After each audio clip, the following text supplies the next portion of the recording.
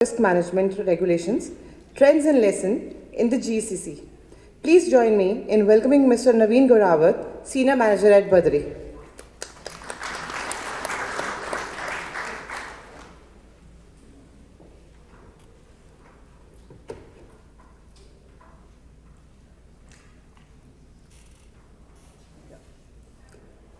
Good afternoon, everyone. Just a brief introduction. I'm Navin Ghorawat. Some of you already know me. I'm an actuary by profession. Today we'll look at risk management insights. We'll look at some of the trends that we are observing within risk management. We'll also look at a new circular that has come in. And we'll look at some case studies and what are the key lessons that we can learn from these case studies. Some of these case studies are from the insurance space, some of them are not from the insurance space. So first and foremost, CBOE issued a new circular earlier this year, or actually in December last year. This circular essentially reiterated the importance of risk management and about having a separate risk management function. It repeated some of the things that are already there within the regulation, but it also delved into some new aspects. So one thing that it reiterated was the importance of having 3 lines of defense. Essentially, the first one being the business lines themselves, the second one being your risk, actuarial and compliance functions, and the last one being independent internal audit functions. This was something that was already there within the regulation. Some companies were implementing it actively, some of them not so actively. But what it sort of re-emphasized within this circular was that your risk management function needs to be an independent operation. It needs to be independent of the compliance function, of the internal audit function. It needs to be well resourced. The risk management function needs to have authority, sufficient authority within the company and access to the board of directors. And lastly, there was a requirement stated for own risk and solvency assessment, or the ORSA. So there's a report for ORSA that now needs to be submitted to the central bank on an annual basis, the submission for which is going to be with your annual business plans.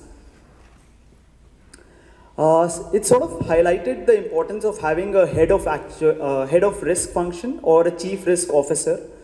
Some of the key attributes that were highlighted within this circular for the chief risk officer position or the head of risk function was that this person should not be involved in any risk-taking functions such as underwriting or reinsurance. So essentially should not be having any revenue-generating responsibilities.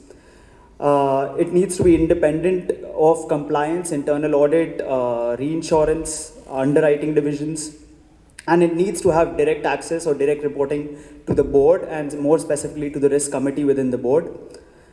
Another important aspect that was pointed out was you need to get central bank's prior approval before hiring this person, and if this person resigns or is fired, you again need to inform the central bank along with the valid reasons of why that happened. At this point, I'll get into a question on Menti. So, do you have a CRO or equivalent as described within this new circular and a corresponding risk management function meeting this criteria? Just give it a minute. I think we have 20 responses.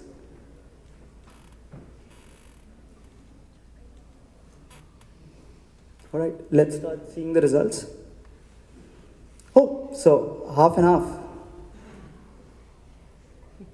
Interesting. So this is actually very different from what I had expected, but this is a pleasant surprise.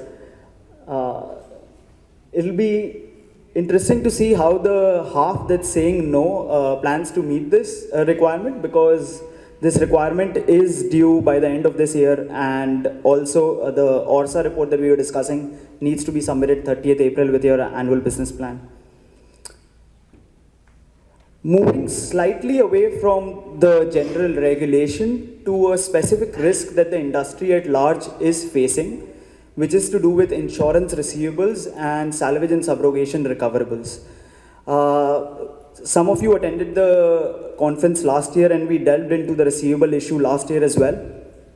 This time, because of changes in regulations and changes in accounting, We don't have something similar, we have something slightly different, but we are still looking into how receivables and recoverables are affecting the industry. Before we get into the actual receivables and whether you can collect on those receivables, this is sort of a snapshot from our Q2 2023 report that we publish. Shows you the solvency position of different companies, the yellow line being the minimum requirement. So any company that's below the yellow line is essentially at a solvency ratio below 100%. For the analysis for receivables, recoverables itself, we took a sample size of about 16 companies out of the 62 companies operating within the market, representing 26% in terms of count and about 34% in terms of premium. When we did an analysis of insurance receivables, so this is just receivables from insurance companies. So this is information that all of you are filling within the e-forms, and this is information based on 22 Q4.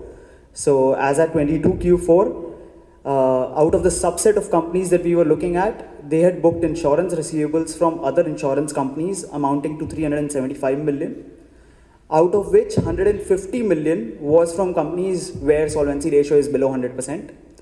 That's a staggering 40%. If I were to scale that up using the sample size that I have to the industry, that would amount somewhere around 580 million. We did a similar analysis for salvage and subrogation recoverables. The sample size that we were working with had 380 million of salvage and subrogation recoverables that were booked, out of which 165 million were recoverable against companies whose solvency ratio is below 100%. This is again close to 40%. So if I scale it to the industry, it's about 630 million at risk. It's a very crude metric to scale it this way, but we're working with what we have. So at this point, I'll ask you another question. How has the SNS recoverable balance changed over the last year for you or for your organization, if you're aware of it? Has it increased over the last few quarters, over the last 4 quarters, let's say? Has it decreased, or is it pretty much in the same ballpark?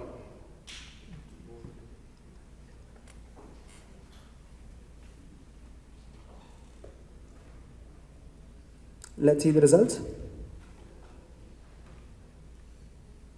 Right, so again, a fair mix. There's some companies where the salvage and subrogation recoverables have increased, some who are in the same ballpark and some who have decreased. I'd say this is a pretty fair mix. But interestingly, when we did this analysis at our end to see what's the trend in general, we actually saw an increasing trend. Can we switch back to the slides? Yeah. So this is the trend that we observed from Q3 22 to Q3 23. We can see that this is an increasing trend. It can be noted that one of this spike, if this was a 1 quarter trend, I would have probably said that it's probably an anomaly in the data, or it's probably to do with one large claim which is recoverable and that's affecting the entire analysis, but that was not the case. We could see a slight increase from Q3 to Q4 22. Then it was fairly flat, and now it's increased again at Q3. It'll be interesting to see, obviously, if we continue to see the increase in the coming quarter as well. Moving away from receivables and recoverables to some standard case studies. Some of these you would already be familiar with. These are very public case studies of risk management failure across the globe. I've just picked a few, and then we'll look at some key lessons that we can take away from these case studies. So the first one is Kidder Peabody, which was a subsidiary, sort of a subsidiary of General Electric. Back in 1994, General Electric was performing great. It was under the leadership of Jack Welch. It had reported 51 continuous quarters of earnings. And Kidder Peabody was essentially 80% owned by General Electric. This was an investment bank, and in this investment bank, there was a managing director at the government trading desk by the name of Joseph Jett. In 1993, Joseph Jett booked a profit of $350 million, which led to a $9 million annual bonus payout for him, which was at that time higher than Jack Welch's pay for the year. But in 1994 Q1, they had a 210 million charge on the P&L, which would have led to a $140 million loss. So what followed was essentially Kidder blamed Joseph Jett of recording bogus profits and rolling forward loss-making contracts. On the other hand, Jett alleged that he's being created as a scapegoat for the organization's losses. But an interesting thing that happened in 1994, they had an internal investigation for which they hired an SEC analyst.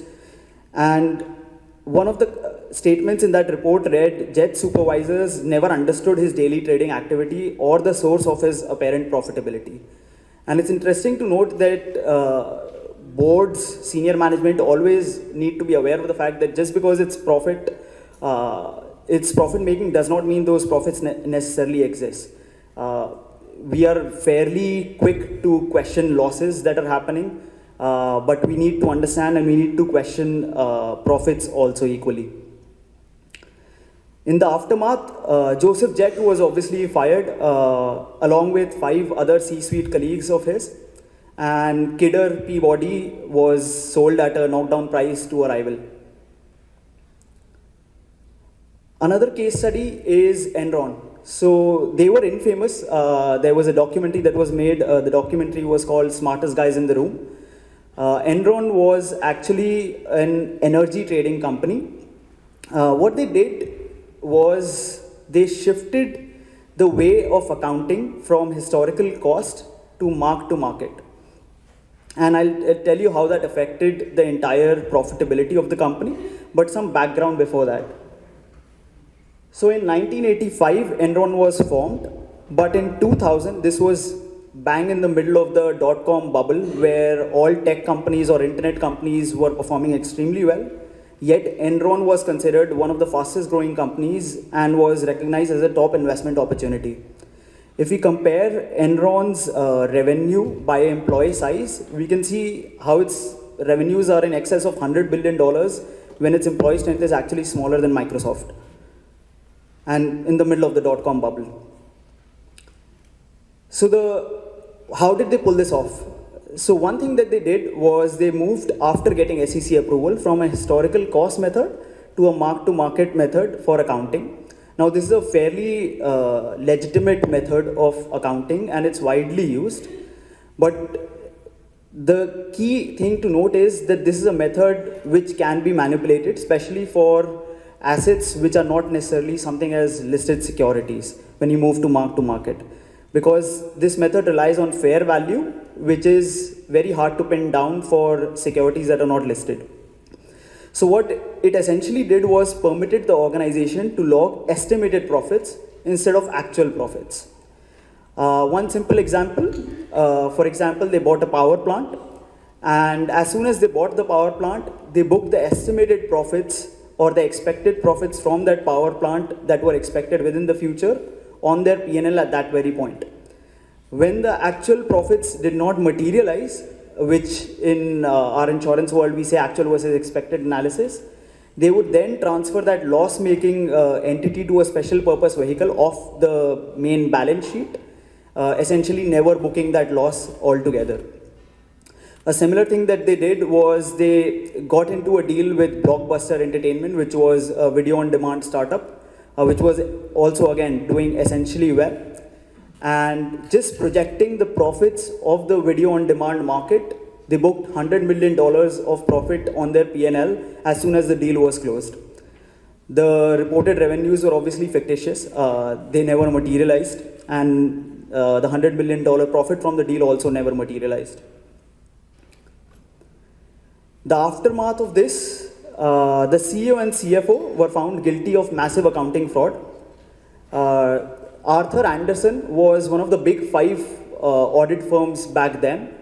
It led to the complete downfall of Arthur Andersen to the point that it was minimalized to a holding company. Several of Enron's executives were charged with conspiracy, insider trading, securities fraud, and also it led to the formation of the Sarbanes-Oxley Act, which pretty much forms the basis of all ERM frameworks that are currently in place across the globe. Something closer to home in the sense that it's from the insurance industry, Mission National Insurance. So Mission National Insurance Company was in the 80s a California-based insurance company that was writing a lot of workers' compensation business and commercial books. A lot of this book was written through managing general agents or binders who had authority to write certain business on their behalf. What did not happen was these MGAs were not essentially following the underwriting guidelines or doing proper underwriting, risk selection on the behalf of Mission National Insurance, and the guise was that a lot of this risk was reinsured globally to over 600 different reinsurers in different geographies. Some of these reinsurers were not very well rated, and another thing that they did was the incurred but not reported, or the IBNR reserves that they were booking, were for liability lines. It was booked using a flawed approach of like a 5-year straight line method, and for property they did not book IBNR at all. What then happened was that claims began to pour in. Many of the reinsurers, by the time that the liability claims came in, had already failed or refused to pay out, resulting in significant losses for Mission National Insurance. And because of these proper limitations that they did not place on the MGAs, the company was actually liquidated in 1987. Another one of the famous examples, which most of us would be familiar with, Lehman Brothers and AIG. In the peak of 2007-2008, what happened was Lehman Brothers has had a very long history. It started off in actually 1844. Since then, 1844 was a grocery store. Since then, it moved into banking, investment banking. In early 2000s, it acquired a few lenders who were giving alternative loans. These are loans which do not necessarily require you to have a very good credit score. The actual frontline people who were selling these loans, their bonuses or their performance was evaluated on the basis of how many loans have been disbursed. So their interests were clearly aligned that we have to disburse as many loans as possible. What then happened was they took these loans and grouped these. So I'll look into that complicated structure. So they took these loans, created a pool of mortgages, put those pool of mortgages into a special purpose vehicle, and then transferred it to the capital market. So as long as your initial borrower is paying the interest, the capital market investor is getting paid. But what they also did, they went ahead and signed a contract, and this was AIG is a known name because it was one of the largest companies that was affected by this, but other insurers were also involved. So they went ahead, they went to insurers and they said that, see, this is a pool of mortgages and it's fairly going to perform stably, but I want a credit default sort of insurance for this. So AIG underwrote a credit default swap for them, where if these borrowers fail to pay the interest on the loan, AIG would make good that payment. So in any case, the investors in the MBS will get paid. What essentially happened, when the housing crisis happened, prices started to drop, the economy was in doldrums, a lot of people lost their jobs, a lot of people did not have the money to pay the interest or pay their EMIs, and hence AIG was then on the hook to pay for these loans. That led to a case where AIG was bought on the edge of bankruptcy. Lehman Brothers collapsed. A lot of other investment banks needed capital infusions. Before this crisis, AIG was a $1 trillion in assets sort of company. And because of this crisis, it booked $99 billion in losses. It had to be bailed out by the US government on taxpayers' money. On June 7, 2008, Lehman announced a second quarter loss of $2.8 billion. And again, we have to allow for the fact that Lehman Brothers is just the intermediary in this. They're not on the hook to make those payments. On Monday, September 15th, Lehman Brothers declared bankruptcy. So, there are a few lessons that can be taken away from these case studies. And a lot of these lessons are generally applicable to all industries, not just us or not just banking. But I'll just go through some of the key lessons. First and foremost, know your business.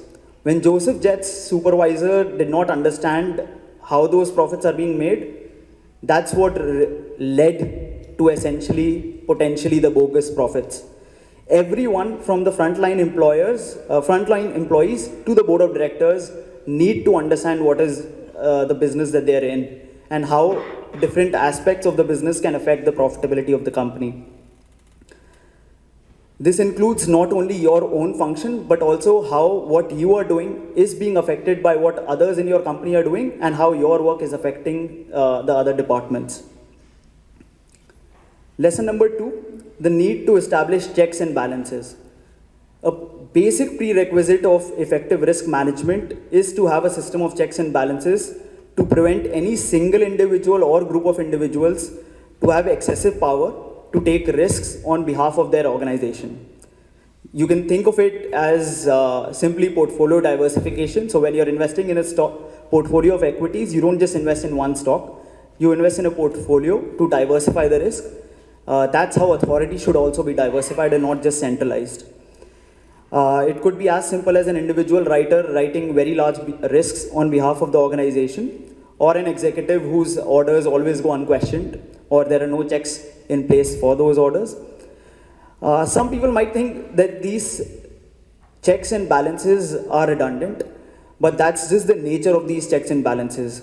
These are supposed to be redundant, and we should be hoping that these checks and balances never actually come into effect.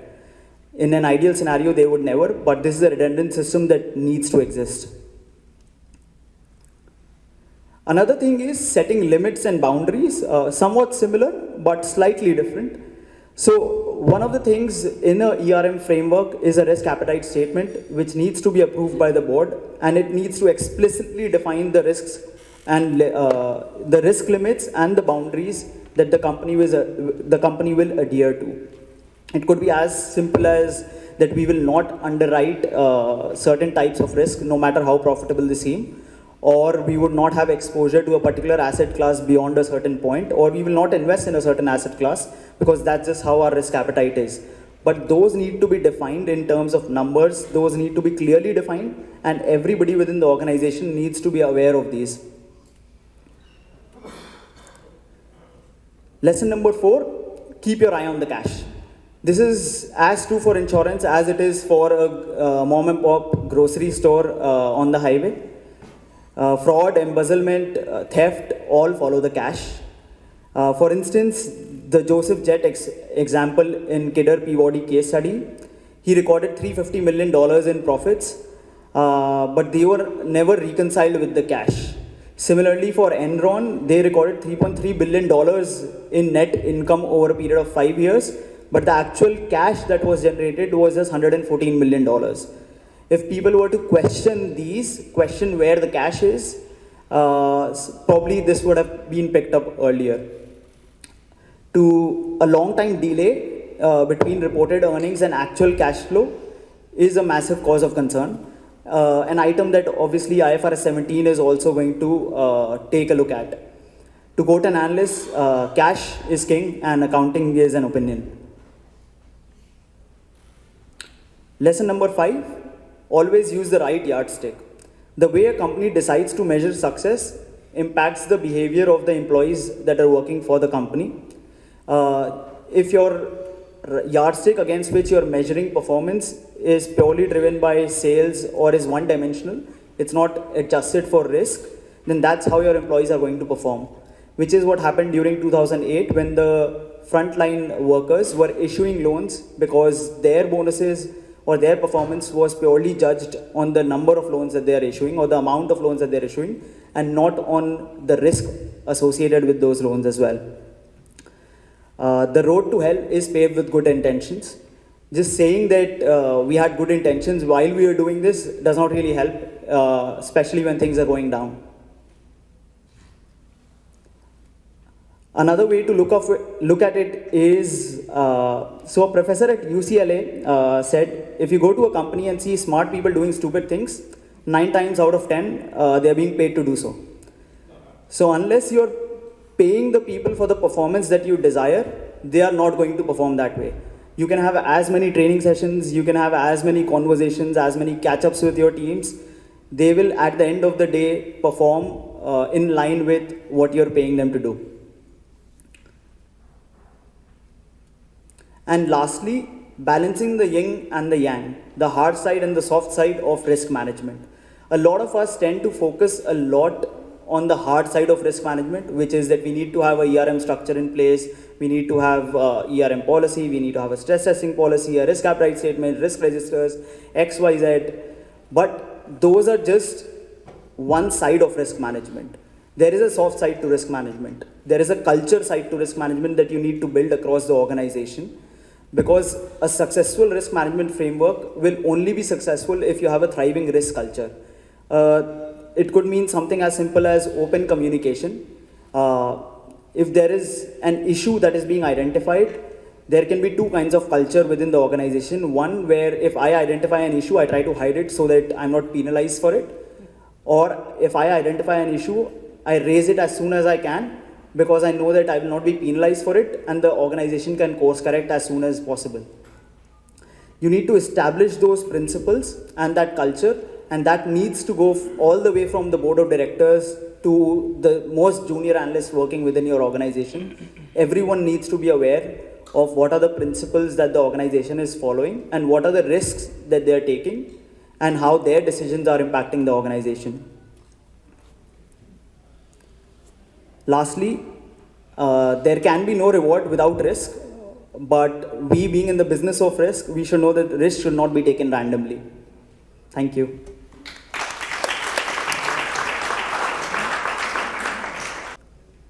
Yes, there's a question.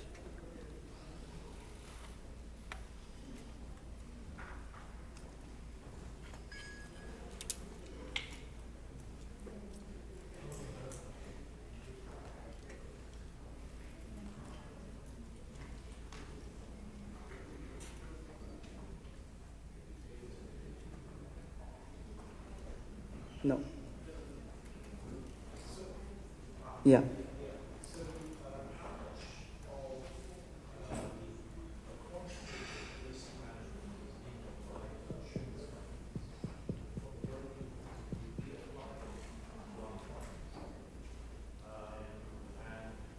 Often recommended dynamic financial analysis to be done for their P&Ls. So how, to what extent is that being done for an insurer who's ultimately, obviously, their job is risk-taking and absorbing other people's risk? To what extent are you seeing this in this part of the world? Right. So, first of all, I'd say that there are two aspects to the risk management, the quantitative and the qualitative. There'd be certain risks which would be fairly easy to quantify. As you said, performance in financials, loss ratios, underwriting guidelines, caps, those can be quantified fairly easily. There are certain risks which would be a little bit more difficult to quantify, which are qualitative in nature. But there are methods within the risk management framework across the globe which can be used to sort of put some objective numbers across those as well. From the industry perspective over here, we see actually a wide array. And because of the length of the slides, I had to take one out. But essentially what the slide said was there's a scale. The leftmost part of that scale is in the red, the rightmost in the green, the middle can be yellow. On the red side, there are companies who do not have a risk management framework in the sense that they don't have documentation in place, they don't have a risk culture, anything at all. And on the green side, the extreme other end, are companies who have the documentation and who actually have a thriving risk function, which they are using to make business decisions. In our analysis or in the work that we do, we have observed a wide array of results on that scale for different organizations. So I've seen companies which are pretty much just off the red, where they probably have minimal documentation, which are necessary to submit to central bank. And on the other end of the scale, we have seen companies who are actively working with a risk function, who are doing regular analysis. and who have a thriving risk function internally as well. So it's a mix, but largely speaking, I think the region itself is lagging behind its Western counterparts, as you would expect, because we are at a nascent stage in terms of the insurance industry itself when we compare it to, say, the London market or Europe, North America. So we are not at that stage. The region itself is slightly lacking, but these sort of circulars also portray that the central bank is also now pushing towards that direction. So this is something that will happen. Now again, with the circular itself, central bank has issued the circular. They will follow up on it. They usually, it's not going to be that overnight companies will get a risk culture. Overnight, what you can get potentially is documentation. To build that risk culture takes time. And the right time to start building that risk culture was probably yesterday. Any other questions? All right. Thank you.